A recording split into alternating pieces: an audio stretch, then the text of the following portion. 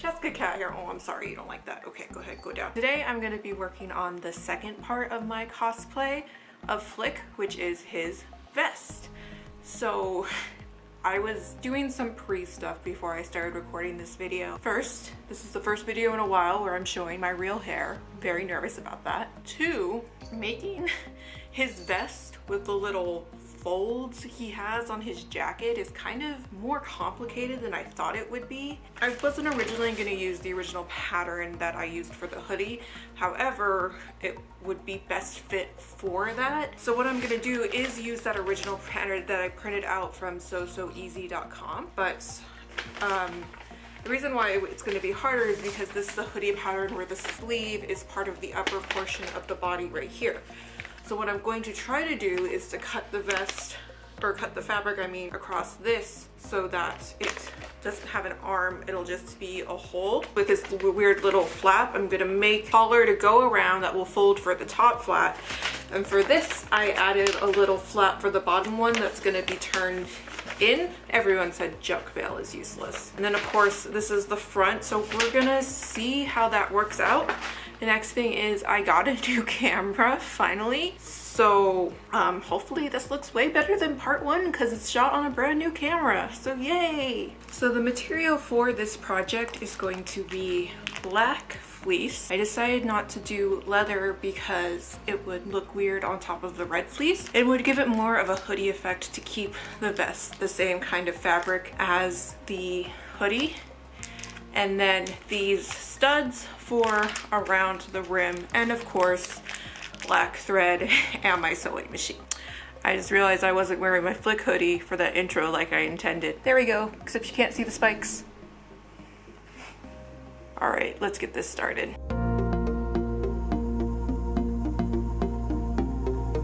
So I recorded myself pinning the pattern because the process is going to be slightly different from the first video that I recorded with the hoodie. However, the sewing process as far as putting the vest together is going to be almost exactly the same aside from the sleeves. So if you want to see the process of putting this pattern together, go ahead and just go watch part one. However, I'm only really going to include sewing on the rimming and sewing on the collar since that is slightly different.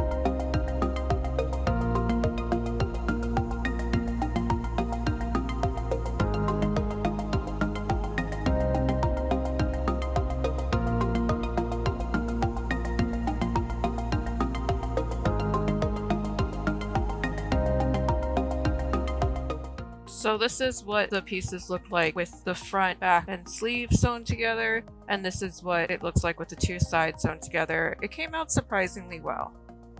So with the collar, I basically traced the vest and then tried to make a collar based off of that. Spoiler alert, it didn't work out in the end, but it's still passable.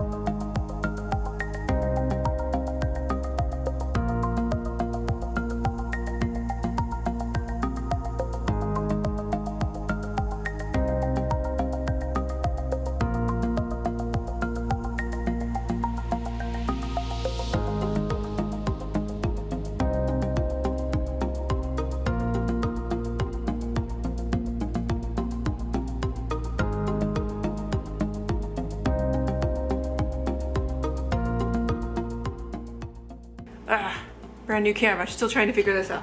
Okay, So basically what I did for the, collar that flips out is I pinned, I guess technically liner, but not really. I pinned this to the part that's gonna fold out on the inside. That way I can flip it out and not have a weird like rough edge there, so I can flip it out. And then when I hem this side, I can just go over it right here and close the inside of the hem. I also realized while filming this that the black, even with my ring light, is kind of hard to pick up. Sorry about that. Black always is hard to work with. Even when you're crocheting with black, you have to like do it in direct light. So sorry about that. So you're probably wondering why I didn't just create liner to make the collar easier, and it's simply because conventions are hot and I wanted as little layers of fleece as possible.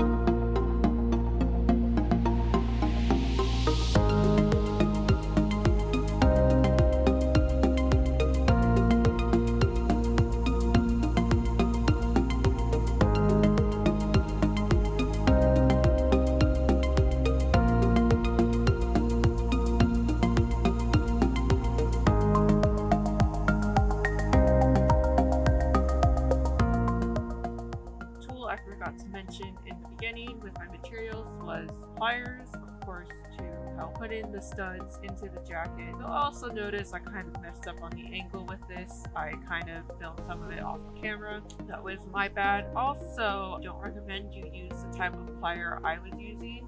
To make studs, it's better to use a long nose plier because it was kind of hard to help turn the little prongs inward.